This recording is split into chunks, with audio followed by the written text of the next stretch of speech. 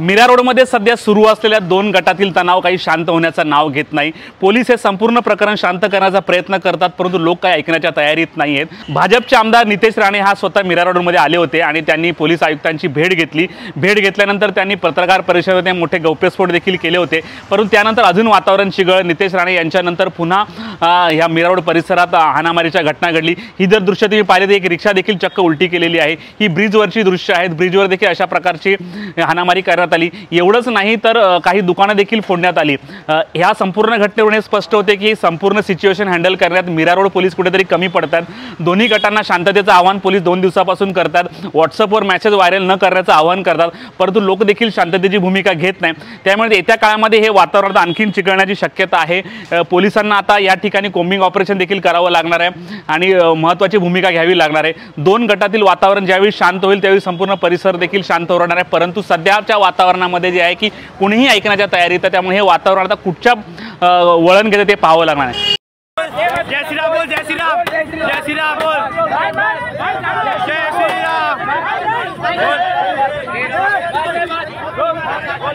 बोल दिया, जय श्री राम बोल दिया।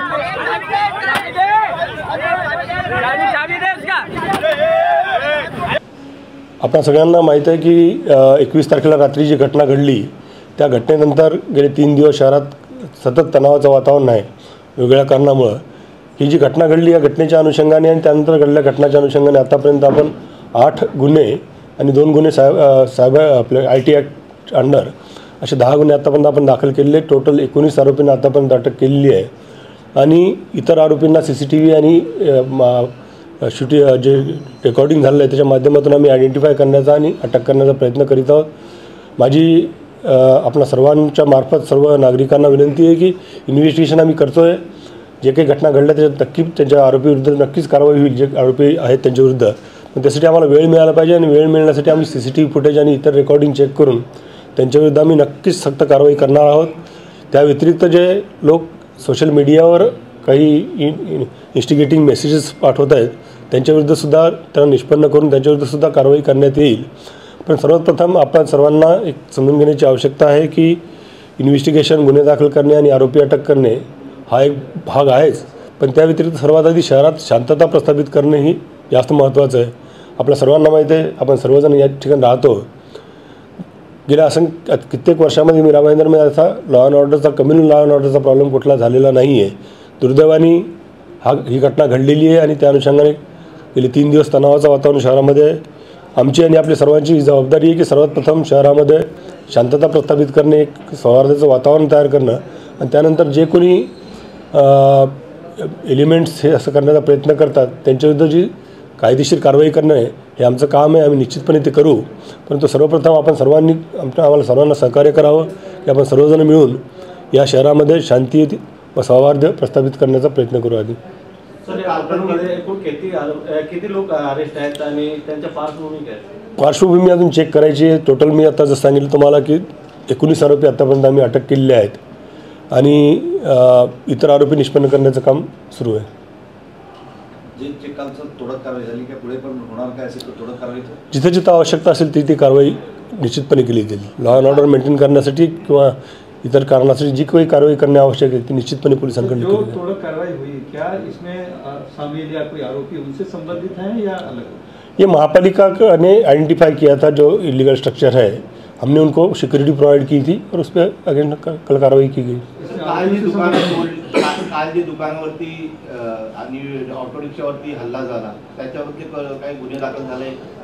मी जसं सांगितलं तुम्हाला कालपर्यंत टोटल 10 गुन्हे दाखल आहेत। त्यात सर्वच प्रकारचे गुन्हे आहेत। आपण जे सांगितलं त्या घटनाबद्दल सुद्धा गुन्हे दाखल आहेत आणि आम्ही फुटेजेस चेक करून त्या आरोपींविरुद्ध कारवाई करण्याची आम्ही प्रोसेस कंटिन्यूस सुरू आहे। या प्रकरणामध्ये काही प्लॅनिंगची घटना समोर आली आहे? आतापर्यंत तपासात जे काही निष्पन्न झाले त्यानुसार मी आता आपल्याला सांगितलेलं आहे। प्लॅनिंग वगैरे असं तर काही निष्पन्न झालेलं नाही आहे, परंतु तपासात काय निष्पन्न होईल त्याप्रमाणे आम्ही कारवाई करू।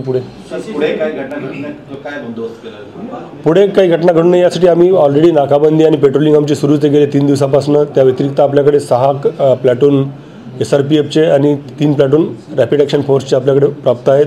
त्यांच्या माध्यमातून आम्ही रूट मार्च, नाकाबंदी, पेट्रोलिंग ही कारवाई आमची सुरू राहणार आहे. नागरिकांना काय आवाहन?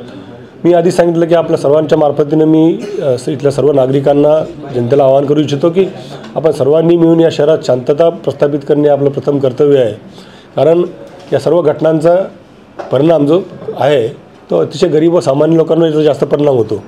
आपण बघितलं असेल की बरेच छोटे छोटे बिझनेस करणारे लोक असतील, कामावर जाणारे लोक असतील, यांच्यावरचा परिणाम होतो आणि निष्पाप लोकांना विनाकारण त्रास सहन करायला लागतो. तर आपण सर्वांनी एक सामंजस्याची भूमिका घेऊन जे कोणी दोषी असतील त्यांच्याविरुद्ध निश्चितपणे कारवाई केली जाईल, त्यात काही शंका नाही. परंतु या सर्व घटनांचा सामान्य नागरिकाला त्रास होऊ नये, सर्वसामान्य आयुष्य. आणि या शहरात कसं असतं का प्रत्येक शहराचं एक प्रकृती असते. या शहरातीची अशी कुठली हिस्ट्री नाही आहे आणि भविष्यातसुद्धा या घटनांमुळे शहर अशांत होणे काही योग्य नाही आहे. कारण या सगळ्याच गोष्टीचा परिणाम प्रत्येक शहराच्या सांस्कृतिक व प्रगतीवरसुद्धा या सगळ्या गोष्टीचा परिणाम होत असतो. तर आपण सर्वांनी सहकार्य केलेलंच आहे. यापुढे सुद्धा आपल्या सर्वांच्या सहकार्याने या शहरामध्ये शांतता व सुव्यवस्था प्रस्थापित करण्यासाठी सर्व नागरिक मदत करतील अशी मी सर्वांना विनंती करतो आणि आपल्या सर्वांचे आभार व्यक्त करतो. थँक्यू.